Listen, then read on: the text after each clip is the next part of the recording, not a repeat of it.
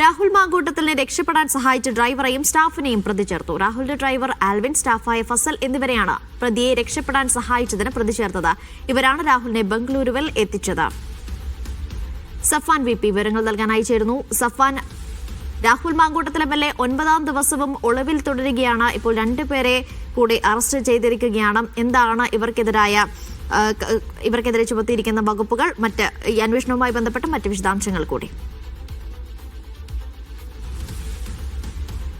അനീഷ, കേരളത്തിൽ നിന്ന് കർണാടകയിലെ ബാഗല്ലൂരിലേക്ക് രക്ഷപ്പെടാൻ സഹായിച്ചു എന്ന കേസിലാണ് ഇപ്പോൾ അദ്ദേഹത്തിൻ്റെ ഡ്രൈവറായ ആൽവിനെയും ഫസലിനെയും, ഇദ്ദേഹം പേഴ്സണൽ സ്റ്റാഫാണ്, രാഹുൽ മാങ്കൂട്ടത്തിൻ്റെ പേഴ്സണൽ സ്റ്റാഫാണ്, ഇവരെ പ്രതി ചേർത്തിരിക്കുന്നത്. നേരത്തെ പ്രത്യേക അന്വേഷണ സംഘം ഈ 2 പേരെയും കസ്റ്റഡിയിലെടുത്ത് ചോദ്യം ചെയ്തതിൻ്റെ പശ്ചാത്തലത്തിൽ ലഭിച്ച വിവരങ്ങളുടെ അടിസ്ഥാനത്തിൽ കൂടിയാണ് ഈ 2 പേരെ കൂടി പ്രതി ചേർത്തിരിക്കുന്നത്.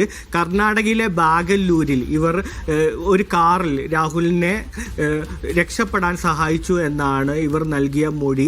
അവിടെ നിന്ന്, ബാഗല്ലൂരിൽ നിന്ന് മറ്റൊരു കാറിൽ രാഹുൽ രക്ഷപ്പെടുകയായിരുന്നു എന്നുമാണ് ഇവർ നേരത്തെ അന്വേഷണ സംഘത്തോട് മൊഴി നൽകിയിരുന്നത്. ഇതിൻ്റെ അടിസ്ഥാനത്തിലാണ് ഈ പ്രതിയെ രക്ഷപ്പെടാൻ സഹായിച്ചു എന്ന കുറ്റത്തിന് ഈ 2 പേരെ പ്രതി ചേർക്കപ്പെട്ടിരിക്കുന്നത്.